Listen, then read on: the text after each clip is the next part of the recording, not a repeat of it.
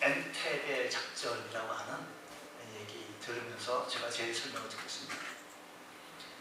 인류 역사상 가장 영화 같은 구출 사건이 1976년 7월 아프리카 우간다 공항에서 일어난 사건입니다. 이 사건은 1976년 6월 27일 그리스 아테네 공항을 떠난 에어프랑스 비행기가 아랍 테러리스트들에 의해서 하이제킹을 당해서 공중 납치되어진 것입니다. 비행기 안에는 102명의 이스라엘 사람들이 타고 있었고 이들은 곧 인질로 잡히게 되어진 겁니다. 이 비행기는 당시 악명 높은 독재자 이디 아민이 통치하고 있던 우간다의 수도공항으로 인도되어졌습니다. 당시 라빈 수상이 이끌고 있던 이스라엘에서는 즉각적으로 긴급 내각 회의를 열렸고 여기에서 비밀스럽고 중요한 결정이 내려졌는데 며칠 후 당시 30세에 연하던 네탄야후 대령이 이끌고 있는 특별작전 요원들의 6개의 비행기들이 분성하고 이스라엘을 떠나갑니다. 4대의 카고 비행기와 2대의 707 보잉 제트 비행기들이 동원되어졌는데 한 대에는 주로 전투 요원이 탔고 나머지 비행기들은 부상자들의 치료 및 후송을 위해서 준비되어졌습니다.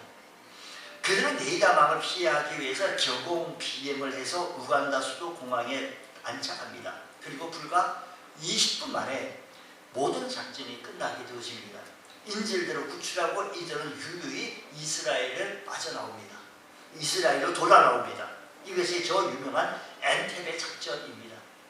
물론 3명의 인질이 희생되고 작전 요원 한 사람이 희생되어지기도 했지만 이 작전은 거의 완벽에 가까운 성공적인 구출 사건이었습니다. 이 작전 우리나라에도 옛날도 아니고 몇 년 전에 청해 부대가 소말리아 해적을 진압했던 사건이 있었고 그때 선장이 있던 분이 수원에 있는 어느 병원에서 아주 생명 살렸죠. 이 작전 이후 네탄야후 대령에게 한 가지 질문을 하게 되어진다면 당신은 작전을 수행하는 동안에 무슨 생각을 하셨습니까? 마음속에 두려움이 없었습니까? 이때 네탄야후 대령은 이런 대답을 했습니다. 나의 동족 인질들이 구원을 기다리고 있다는 사실 그리고 그들을 구원해야 한다는 이 생각뿐 다른 생각을 들지 않았다고 아무런 다른 생각을 할 일이 없었습니다 라고 기자들에게 그렇게 말했습니다. 엔테베 작전 비교할 수 없는 이 작전을 넘어서 인류 역사상의 가장 위대한 구출의 드라마가 있게 되어지는데 바로 예수 그리스도의 십자가의 작전이었습니다.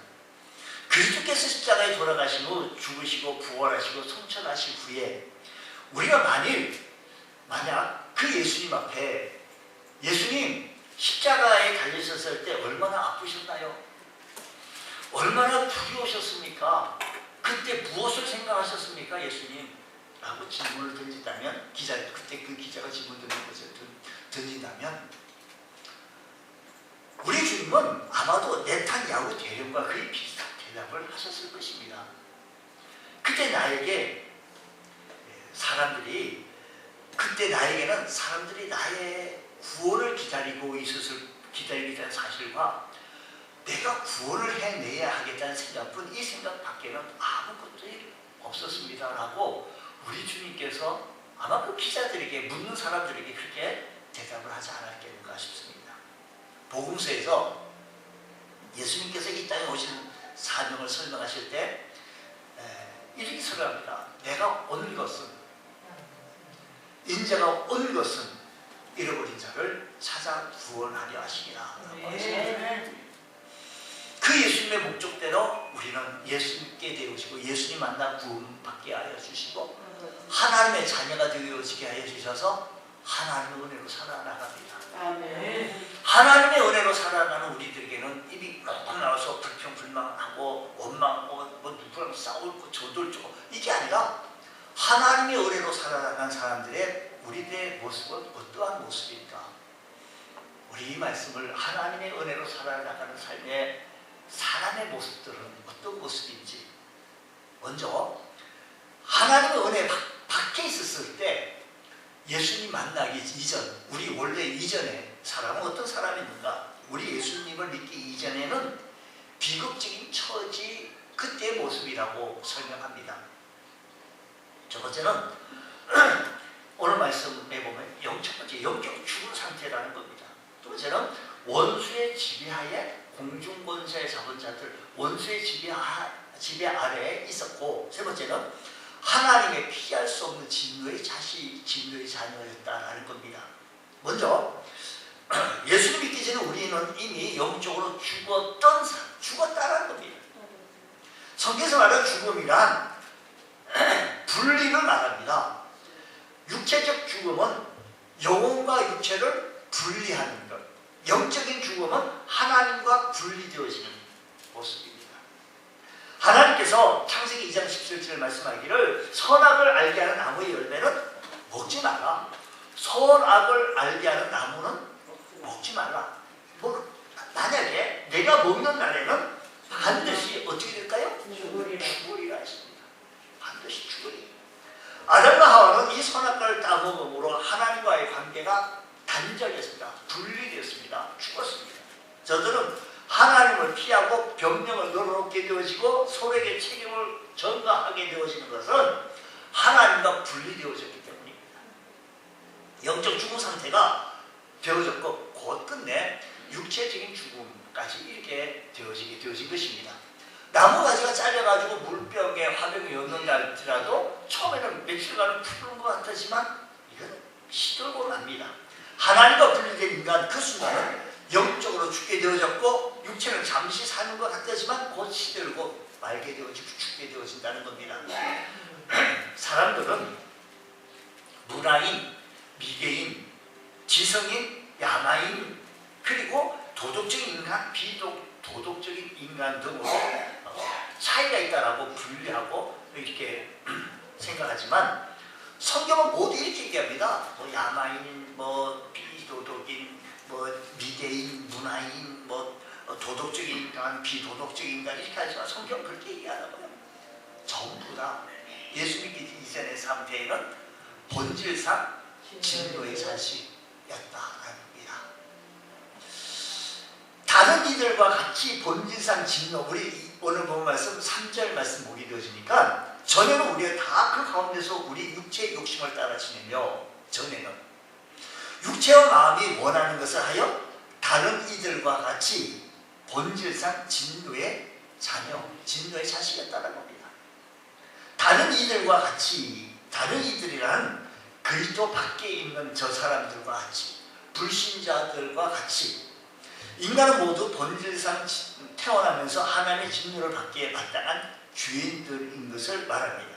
그리고 허물과 죄로 인해 죽었다고 했는데 허물이란 밟지 말아야 할 땅을 들어간 것, 다시 말하면 하지 말아야 할 것을 한 것, 허물입니다.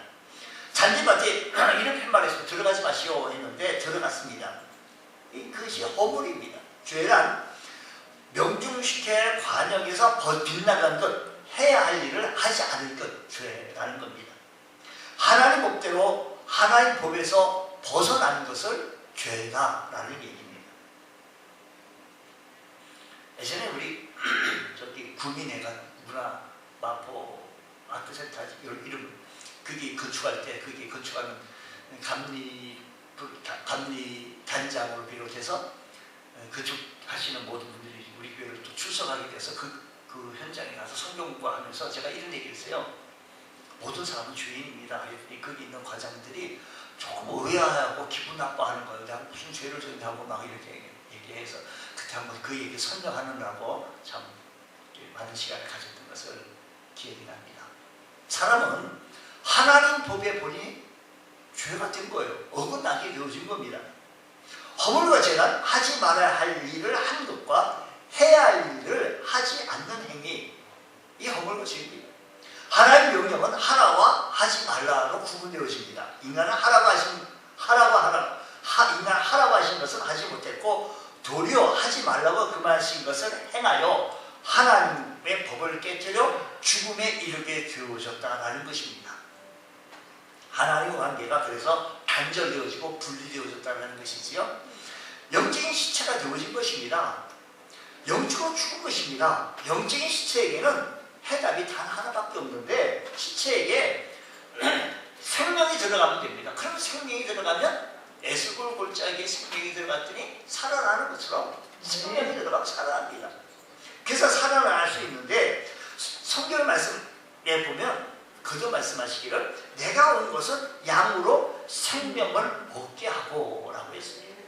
예수님의 생명을 주시기 위해서 오셨다 이 말씀입니다. 그래서 로마서 6장 23절 말씀 보면 죄의 삭은 사망이지만 하나님의 은사, 하나님의 선물은 그리스도 예수 주 안에 있는 영생이라 생명이라고 했습니다. 그리스도는 새로운 생명, 영원한 생명을 가지고 이 땅에 오셨습니다. 어느 날 예수 그리스도라는 존재가 내 안에 내 인생 속에 필요하다고 느끼게 되어진 그분 마음에 초청하여서 구세주로 영접하게 되어졌을 때 그리스도는 새로운 생명을 내 안에 주십니다. 영원한 생명을 주십니다. 이 새로운 생명을 가진 상태 바로 그것이 우리는 이렇게 말합니다. 새로운 생명을 가진 상태를 구원이다 라고 말합니다.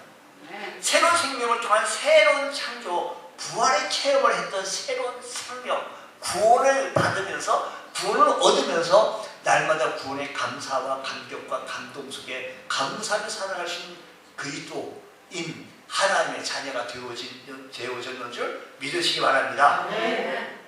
이런 생명을 갖기 전에는 우리도 이 세상에서 일방적으로 이 세상의 지배를 받으며 이 세상의 공중의 지배 아래서 그리스도의 신앙을 갖지 못했을 때는 그런 모습으로 살게 되어진 것입니다. 어떻게? 세상과 마귀와 육신에 딸려 나가게 되어진 겁니다. 2절에 그때 너희가 그 가운데서 행하여 이 세상 풍조를 따르고 그때 그 가운데 행하여서 이 세상의 흐름, 이 세상의 철학, 이 세상의 잘못된 모든 허무한 것들을 맹목적으로 지배하며 따르며 또 공중의 권세 잡은 자를 따랐으니 이 말은 마귀를 가리키는 표현인데 사탄의 지배를 받는다는 것입니다. 이 마귀의 존재는 불순종 아들들 가운데 역사하는 영이라고 했습니다. 이 악령의 지배, 마귀의 지배를 일방적으로 받고 있었어요. 바로 그때. 3절 전에는 우리도 다 그 가운데서 행해서 우리 육체의 욕심을 따라 지내며 우리는 다 그 가운데서 우리의 육체의 욕심을 지내며 여기서 육체라는 것은 신체가 아니라 우리 속 내 안에 있는 부패성, 죄성, 우리 죄를 짓게 하는 부패성, 죄성을 말합니다. 우리는 그 안에 있는 부패성, 죄성을 지배받고 있습니다. 우리가 주님을 알지 못했을 때, 복음을 알지 못했을 때, 그리고 그리스도를 소유하지 못했을 때 세상의 지배, 마귀의 지배, 육체의 지배를 일방적으로 받으며 살아왔다 이 말입니다. 그래도 우리가 그리스도 안에서 새로운 생명을 얻는 순간 새로운 존재로 부활하게 되어졌으니 부활하고 하나님의 자녀가 되어진 우리 주의 자녀들은 하나님을 두려워하고 하나님을 경외하며 하나님 앞에서의 삶을 우리가 살아갈 수 있는 신앙생활, 신앙과 생활이 분리가 아니라 신앙생활을 해나갈 수 있는 귀한 은혜가 일어나기 원합니다. 여러분, 우리 그래서 우리가 이렇게 하나님의 자녀가 되어진 것은 하나님의 거룩한 생명을 얻게 되어졌던 것은 여러분의 노력이나 여러분의 무슨 어떠한 액션을 행동을 취하여서 얻어진 것이 아니라 단순히 무조건적인 하나님의 은혜라는 것입니다. 은혜를 은혜로 깨닫지 못하는 자에게 은혜는 아무런 의미가 없습니다. 은혜 속에 살고 은혜 속에 죽어도 소용이 없습니다. 은혜를 알아야 합니다. 그러면 그것으로 믿음으로 은혜를 받아들이고 수용하게 되어질 때 우리는 겸손하게 되어지고 주의 은혜를 더욱더 깨닫게 되어지며 주의 은혜에 감동하며 살아갈 수 있는 것입니다. 우리 언젠가는 우리 모두도 육체의 죽음 앞에 우리 모두 동일합니다. 성경이 이렇게 말합니다. 한 번 죽는 것은 정하신 이치, 정하신 것이다. 그 이후에는 심판이 있다라고 말씀하셨습니다. 우리 모두 남녀노소 지위고하를 막론하고 다 죽음 앞에 평등하다는 사실을 기억하시면서 영원 구원 준비해야 합니다. 그런데 영원 구원 준비함에 있어서 우리의 어떤 노력이 아니라 성경의 말씀 보면 4절로 오늘 본 말씀 4절로 5절 말씀 보면 전에 허물과 죄로 죽었고 하나님의 진노의 자식이었던 우리에게 새 생명이 주어졌다라는 겁니다. 그런 즉 누구든지 그리스도 예수 안에 있으면 새로운 피조물이라. 이전 것은 지나갔으니 보라 새 것이 되었다라고 했습니다. 죽음과 사탄의 지배와 하늘의 진노와 상관없는 하나님의 그 크신 사랑으로 인하여서 그리스도와 함께 살게 되어진 겁니다. 본문에 이 은총을, 하나님의 은혜를 4가지 4절과 5절에서 이렇게 말합니다. 긍휼, 사랑, 은혜, 자비 4가지의 단어로 지금 요약할 수 있는데, 긍휼이란 어떤 사람을 마땅히 저주해야 하는데 저주하지 않은 것이 긍휼이라는 겁니다. 인간이 허물과 죄로 인해 마땅히 저주를 받을 수 없었는데 하나님께서 불쌍히 여기셔서 저주를 내리지 않은 것이 긍휼입니다. 4절, 긍휼이 풍성하신 하나님이 우리를 사랑하신 그 큰 사랑을 인하여 허물로 죽은 우리를 그리스도와 함께 살리셨고 너희는 은혜로 구원을 받은 것이라고 했습니다. 여러분, 사랑이란 여기 긍휼과 여기 보니까 긍휼이 풍성하신 하나님이 우리를 사랑하신, 이 사랑이란 아가페적인 사랑으로 상대방의 유익을 구하는 것. 하나님께서 우리를 아가파의 사랑으로 사랑하신다는 겁니다. 곧 우리가 저주받을 죄인임에도 우리의 유익을 위해 주셨다라는 것입니다. 은혜란 받을 자격이 없는 사람에게 베풀어주는 호의, 이게 은혜입니다. 하나님 우리를 긍휼히 여기시고 우리에게 은혜를 베풀어 주셔서 우리 저주받아야 마땅 함에도 저주하지 아니하고 불쌍히 여기셔서 우리를 긍휼을 베풀어 주셨습니다. 또 자비란 가장 소중한 것을 상대방에게 구체적으로 행동으로 보여주고 나타내주는 것, 자비입니다. 선한 사마리아 비유에서 예수님께서 말씀하십니다. 이 세 사람 중에 누가 강도 맞는 사람의 이웃입니까? 라고 물었을 때 율법사가 자비를 베푼 자인이라고 했습니다. 성경에서 자비란 추상적인 관념이 아니라 자비를 베풀어 구체적으로 행동하는 것, 가장 소중한 것을 상대방에게 주는 구체적 행동. 하나님께서 인간을 자비를 베풀어 주신 것은 가장 소중한 외아들을 이 세상에 우리 인간들을 사랑해 주셔서 구체적으로 행동으로 십자가에서 죽게 해주셔서 우리에게 주셨다 이 말입니다. 여러분 다 이해되시자는 얘기잖아요. 우리 기독교 기본 교리 중에서 제가 말씀하신 것은 이것은 우리가요 잘 알고 있어야 되고 이것은 분명히 언제 어디서 누구 앞에 쓰는지 이렇게 술술술 얘기할 수 있는 얘기이라는 겁니다. 긍휼과 사랑과 또 자비, 사랑과 자비와 은혜를, 이 말씀 은혜와 자비를 우리가 어느 순간이든지 잘 설명하고 또 우리 가족들에게, 우리 이웃들에게, 친구들에게 잘 말씀을 풀어서 얘기해야 할 사명이 우리 모두에 있습니다. 그럼 이제는 우리는 하나님의 은혜로 살게 되어진 겁니다. 오늘도 하나님의 은혜로 삽니다.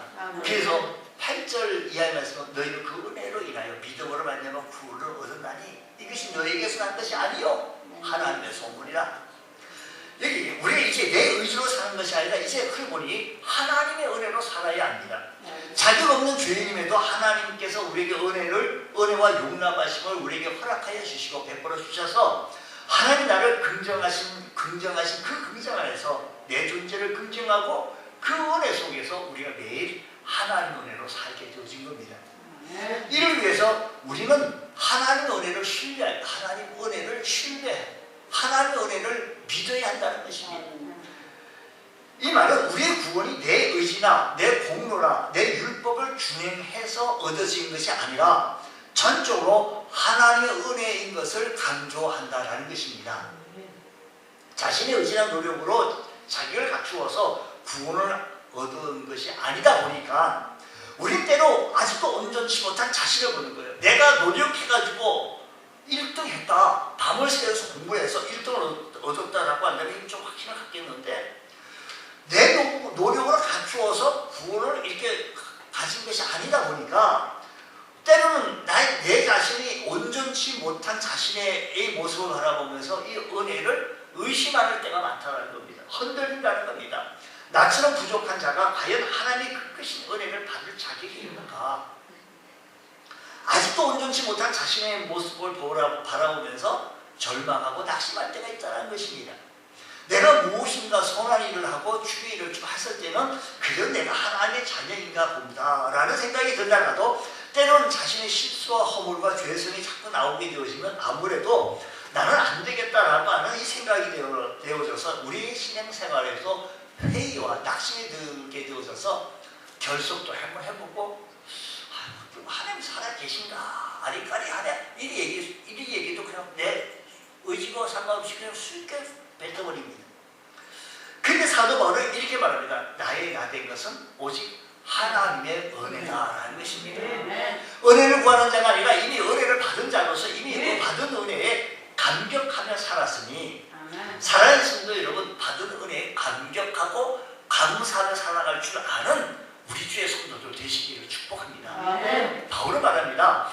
나는 주인의 괴수다. 만삭되지 못하는 난자 같은 보잘것없는 사람으로 사도 중에 가장 지극히 작은 사람인데 하나님의 은혜를 받아도 내가 되어진 것이다 라고 그는 그렇게 고백한 겁니다. 바울이 주님을 위해 일할 수 있는 것은 자신이 잘나서가 아니라 오직 하나님의 은혜라는 것입니다. 오늘 여러분이 오늘 이 아침 시간에 주의 전에 나와 예배하며 주님을 찬양하며 주의 일을 감당하며 찬송할 수 있는 것은 오로지 하나님의 은혜인 줄 믿으시기 바랍니다. 하나님 은혜 감사합니다. 우리도 이 은혜를 깨달으면 원망도 불평도 없는 기쁨의 믿음 생활을 할 수가 있습니다. 오늘도 우리가 이렇게 드려진 예배를 통하여 우리의 믿음이 더 한층 성숙해 나가고 성장해 나가고 하늘의 아름다운 소중한 꿈을 품고 나갈 수 있는 복된 은혜가 일어나기를 원합니다. 내 지식, 내 건강, 내 가정, 내 직장 그 무엇도 하나님의 은혜가 아닌 것 아무것도 없습니다. 우리 가정, 우리의 자녀들 이렇게 살 수가 있고 오늘 내가 이렇게 존재할 수 있다는 자체가 얼마나 감사한지 하나님 은혜 감사. 하나님 은혜를 알 수 있다는 게 얼마나 감사해요. 불신자들은 하나님의 은혜를 베풀어 줘도 손에 주어줘도 모르겠지요. 그렇습니다. 하나님은 당신을 사랑하십니다. 힘과 용기를 얻어줄 수 있는 것은 오늘 지금 이 순간도 하나님 나를 무척 사랑하십니다. 하나님의 위대한 글작품인 나를 사랑하신다는 사실을 기억하셔서 하나님의 은혜에 감사하며 살아갈 수 있는 복된 성도 되어주시기 바랍니다. 이게 하나님의 은혜로 살아나가는 사람입니다. 또한 하나님의 은혜로 살아나가는 사람은 모든 것이 하나님의 은혜임을 알아 겸손합니다.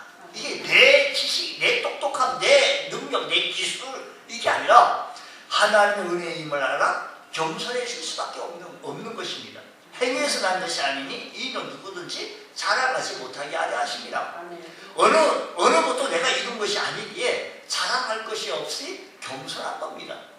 스스로 자신이 특별하다고 생각하는 사람이 아직은 하나님의 은혜를 모르는 사람입니다. 하나님의 은혜를 알면 더욱더 겸손합니다. 왜? 내가 특별한 것이 아닌데 내가 이룬 것도 없고 내가 자랑할 것도 없는데 하나님께서 이렇게 은혜를 베풀어 주셔서 내 기술도 있게 하시고 내 가정도 있게 하시고 내 지식, 내 건강도 있게 하시고 내가 이렇게 우리 자녀도 함께 같이 오늘 우리 주의 자녀도 형제 자매들과 함께 같이 예배할 수 있는 것이 얼마나 귀하고 감사한지 하나님의 은혜라는 겁니다. 우리 서로를 바라보면 하나님의 은혜입니다라고 서로 감사하며 서로 위로하고 격려해 주시는 믿음의 아름다운 공동체가 되어진다면 세상에서 가장 아름다운 귀한 교회, 아름다운 믿음의 공동체가 되어질 것입니다. 천국은 마치 이와 같은 곳이라고 우리가 소리 내어서 얘기할 수 있는 것은 천국의 아름다운 번쩍은 보여줄 수 없지만 지점 같은 그림자의 모습을 교회 내에서 우리 성도들의 교제를 통해서 이루어질 수 있다는 사실인 것입니다. 주님, 내가 어떤 선을 행했다 할지라도 그것이 하나님의 은혜요. 나름대로 어떤 공을 세웠다 할지라도 그것까지도 하나님께서 할 수 있는 은혜요 기회를 주시는 것이 감사하다는 것입니다. 하나님께서 그런 기회를 주지 않았다면 할 수가 없습니다. 하나님께서 일을 할 수 있다는 게 우리가요 교회에 와서도 우리가 안내위원도 하고 헌금도 하고 기도 순수하고 찬양도 하고 뭐 연주도 하고 하나님의 은혜를 이렇게 주신 거예요. 내가 워낙 기술이 좋아서 내가 워낙 뭐 지성이 있어서 내가 워낙 이게 아니고요. 이렇게 할 수 있다는 것이 은혜요 감사하다는 것입니다. 하나님의 은혜에 감사하며 살아갈 수 있는 믿음의 은혜가 일어나기 원합니다. 오늘도 이렇게 출석하여 우리 어르신들 이렇게 이렇게 지팡이 짚고 이렇게 나오셔서 하나님 앞에 예배할 수 있다는 것이 얼마나 감사합니까? 그래서 집에서 방에 앉아가지고 아이가 있으면 은혜가 없어요. 근데 교회 나와가지고 예배하고 함께 우리 집사님들하고 같이 형제 자매들과 같이 예배하고 서로 위로하고 격려할 수 있는 것이 얼마나 힘이 되고 감사한지 이게 하나님의 은혜인 줄 깨달으시기 바랍니다. 하나님의 은혜를 알면 모든 일에 우리가 겸손해 줄 수밖에 없는 것은 내가 한 게 아니기 때문인 것입니다. 우리가요 회의를 주재했다 목사님들끼리도 회의를 주재했다 보면 어느 한쪽에서 법대로 합시다 이렇게 얘기를 종종 듣기도 해요. 근데 하나님께서 우리를 법대로 했다면 사실 우리는 하나님 앞에 설 수 있는 사람이 저를 포함해서 우리 모두가 어떤 사람이 하나님 앞에 설 수가 있겠습니까? 벌써 죄성 때문에 하나님 앞에 억울해진 삶을 살아가며 매일 삶 속에서 우리가 회개 통해 자복해도 부족한 우리들 아니겠습니까? 그럼에도 불구하고 우리 하나님께서는 우리에게 한량없는 은혜를 베풀어 주셔서 주의 일을 감당하게 하시고 은혜 주셔서 우리 일터에서 일을 할 수 있게 하여 주시고 우리 자녀들 이렇게 길을 열어주신 것 은혜 속에 감사하시는 복된 성도 되어주시기를 축복합니다. 은혜 받은 자는 본분을 알고 주어진 사명을 감당해야 합니다. 자, 10절 말씀 보면 우리는 그가 만드신 바라 그리스도 예수 안에서 선한 일을 위하여 무슨 일을 위하여? 선한 일을 위하여 지으심을 받은 자니 이는 하나님이 전에 예비하사 우리로 그 가운데서 행하게 하려 하십니다 라는 겁니다. 선한 일을 위하여 지으심을 받은 자라는 자기 정체를 알고 선한 일을 위해 힘써야 합니다. 이것은 은혜 받기 위한 노력이 아니라 은혜 받은 자로서 받은 은혜에 대한 응답입니다. 하나님 앞에 이미 만개가 있은들 어떻게 은혜를 보답할 수 있겠습니까? 은혜를 깨닫고 이에 감사하며 이 은혜에 보답하려고 하는 이 은혜에 대한 반응이 선한 일을 하기 위해서 선한 일을 위하여 지으심을 받은 자다라는 겁니다. 은혜를 갚아버리는 것이 아니라 은혜를 받은 자가 행하여야 할 본분이다라는 겁니다. 사도 바울은 고린도 후서 6장 1절 아주 귀한 말씀 오늘 말씀 속에서는요 6장 1절 말씀에는 우리가 여기 제가 지금 선한 일을 행하여 지금 말씀을 계속 말씀드렸잖아요. 6절에 우리가 하나님과 함께 일하는 자로서 우리가 하나님과 함께 일한대요. 너희를 권하니 하나님의 은혜를 헛되이 받지 말아라는 겁니다. 헛되다라는 것은 무슨 말인가 하니 에이스캐논이라는 말인데 이 말은 빈, 공허한 라는 뜻입니다. 하나님의 은혜를 공허한 것으로 만들지 말라라는 겁니다. 주님의 모든 사람을 구원하시려고 죽으셨는데 사람들이 그 은혜를 헛되이 공허한 것을 받아들이지 말라는 겁니다. 이기적인 욕심을 버리고 그 은혜에 보답하려고 하는 이 결단하는 겁니다. 방탕한 일에 위해 살아간다면 하나님의 은혜가 얼마나 헛되겠습니까? 무의미하게 우리를 가치 없는 일을 투자하고 나아간다면 하나님의 은혜가 얼마나 헛되겠습니까? 공허하겠습니까? 우리들의 삶에서 하나님의 은혜가 헛되지 않도록 좀 우리는 영적인 샘도 있어야 되고 노력도 있어야 되고 천국 침노하는 자의 것이라고 하니 애쓰고 힘쓸 수 있는 자가 되어줘야 합니다. 나보다 예수 좀 믿습니까? 우리 교회 나온 지도 얼마 안 되신 분이 주님 앞에 나오고 은혜 체험하고 기도도 하고 전도도 하고 이 말씀 보면 아무런 반응이 없는 내가가 되지 말고 참 천국에 침노한 자의 것이라고 하니 애쓰고 힘써서 더 성숙해 나갈 수 있는 더 큰 거로 쓰임받을 수 있는 더 큰 믿음의 사람으로 복의 역사가 임할 수 있는 그런 귀한 은혜의 축복이 일어나기를 원합니다. 주님, 내가 주님 하나님 은혜로 주님께 붙잡히며 주님께 붙잡을 수밖에 없는 것은 하나님 은혜여야 살기에 하나님께서 나에게 복을 주셔야 되겠기에 하나님께서 우리 가정을 지켜주셔야 되겠기에 하나님께서 우리의 건강을 지켜주셔야 되겠기에 너희가 아무리 아침 일에 새벽에 일어나 늦게 누워도 수고의 떡을 먹는다 하자도 하나님께서 지키지 아니하시면 우리의 성이 천만 대군과 지킨다 하더라 아무 소용이 없다는 이 사실을 알기에 하나님이 나의 삶을 지켜 주셔야 되겠습니다라고 고백하며 하나님의 은혜를 그리워하며 소원하며 사랑할 수 있는 그런 귀한 은혜가 일어나기 원합니다. 나는 크리스찬입니다 라고 하는 작작 이상의 글이 참 오늘 말씀이 좋아서 한번 인용해서 읽어드리려고 합니다. 나는 크리스찬입니다 라고 말할 때 깨끗하게 살고 있다는 것을 말하는 것이 아니라는 거예요. 죄가 많지만 이랬던 나를 찾고 용서받고 있다고 하는 것을 속삭이는 겁니다.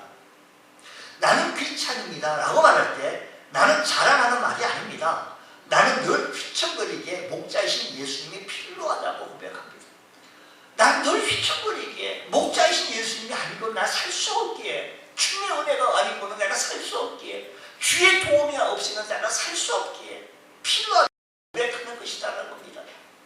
나는 크리스찬입니다 라고 말할 때 나는 강한 사람이라고 하는 것이 아닙니다. 나는 약하다 강력한 힘이 되시는 예수님을 의지한다고 고백한다는 것입니다. 내게 능력 주신 자 내가 모든 것을 할 수가 있다라고 할 수 있는 이 주님을 의지한다는 겁니다. 나는 크리스찬입니다 라고 말할 때 나는 성공을 자랑하는 것이 아닙니다. 나는 실패도 많지만 그 실패를 딛고 일어서도록 예수님이 용기를 주신 것을 믿는다는 것을 말한다는 것이 나는 크리스찬입니다라는 겁니다. 여러분 예전보다 좀 힘있게 살 수 있었습니까? 예전보다 지금 조금 내 삶의 질이 나아졌습니까? 삶이 나아졌습니까? 나는 크리스찬이다라고 말할 때 나는 완전하다고 주장하는 것이 아닙니다. 나의 결집이 너무 많은데 주는 나를 귀하게 보신다는 것. 내 모습이 너무 결점 많고 단점 많고 흉이 많아. 건들기만 하면 우리 청문회 하고 뭐 누구 장관들 와서 뭐 바깥에서 볼 때 아이고 이력 프로필 볼 때 멋지다 훌륭하다 뭐 어느 공무원 했고 야 대단하다. 근데 뭐 청문회 때 흘러오니까 너무 흉이 많아. 너무 흉이 많아. 자 보세요. 나는 크리스찬이라고 말할 때 나는 완전하다고 주장하는 것이 아닙니다. 나이 결집이 너무 많은데 주님은 나를 귀하게 보시는 거예요. 오늘도 나를 귀하게 보셔서 나를 사용하시고자 하십니다. 나는 크리스찬이라고 말할 때 아직도 내 마음에 고통을 느낍니다. 그래서 나의 아픔을 예수님과 함께 나누려고 주의 이름을 부르는 겁니다. 여러분 다른 사람께 말 못하고 조금 더 긁어보면 우리 마음에 너무 아프고 힘들고 상처가 많아요. 말을 안 해서 그렇지. 이 고통을 나의 아픔을 예수님과 함께 나누려고 하고 주님을 부르는 것. 나는 크리스찬입니다. 주님의 은혜로 살 수밖에 없습니다. 라는 고백입니다. 나는 크리스찬입니다라고 할 때 나는 당신보다 선하다고 말하는 것이 아니라 나는 단지 죄인이지만 하나님의 크신 은혜를 받고 있다는 것입니다. 라는 겁니다. 그렇습니다. 우리가 예수 믿는다고 완전한 사람이 되어진 것이 아니라 하나님의 은혜로 살아나가는 사람입니다. 넘어지고 실족한 사람입니다. 그럼에도 불구하고 하나님 은혜로 다시 일어서고 하나님 은혜로 회복하고 하나님 은혜로 희망을 찾고 하나님 은혜로 용기를 얻고 하나님 은혜로 주님 붙들고 힘있게 전진해 나가시는 우리 주의 성도가 되어진 겁니다. 우리들의 삶의 현장 속에서 하나님 은혜로 살아가시는 주의 성도 되어지길 원합니다. 믿음이 난 울음으로 시작된 인생이 기쁨으로 끝나게 되는 은총입니다. 예수님을 통해 베푸신 구원의 은총과 오늘도 우리의 삶 속에 주어지는 사랑을 믿고 그 은혜를 기뻐하고 보답하며 감사하며 살아갈 수 있는 우리 주의 성도들 되어주시기를 주의 이름으로 축복합니다.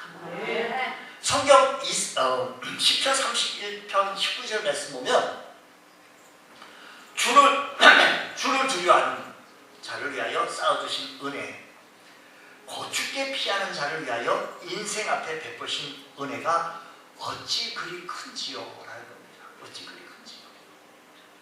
여러분 하나님을 두려워하고 하나님을 경외하면서 나에게 베푸신 크신 은혜를 감사하며 기뻐하며 살아가시는 주의 성도 되셔서 하나님의 은혜로 승리하며 살아가시는 복된 성도 되어주시기를 주의 이름으로 축복합니다. 아멘. 기도드리겠습니다. 하나님 아버지, 하나님의 은혜는 아니면 우리가 살 수 없기에 오늘도 하나님 은혜를 구합니다. 하나님 은혜를 베풀어 주옵소서. 내 마음을 만져 주옵소서. 아픈 상처를 치유하여 주옵소서. 이 고통을 치유하여 주옵소서. 어려움을 치유하여 주옵소서. 우리의 건강을 치유하여 주옵소서. 새로운 꿈을 꾸어지게 하여 주옵소서.